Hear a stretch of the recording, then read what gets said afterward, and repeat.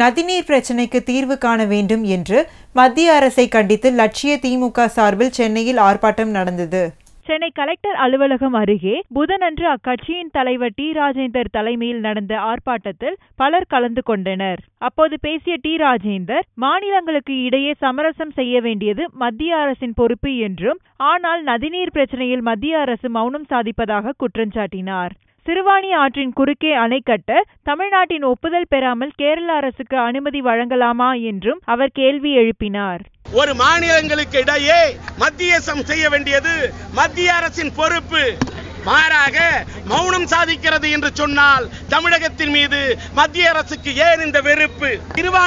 சிறுவாணி நதிக்கு குறுக்கே அணை கட்ட தமிழ்நாட்டிடம் ஒப்புதலை பெறாமலே கேரள அரசுக்கு வழங்கலாமா அனுமதி?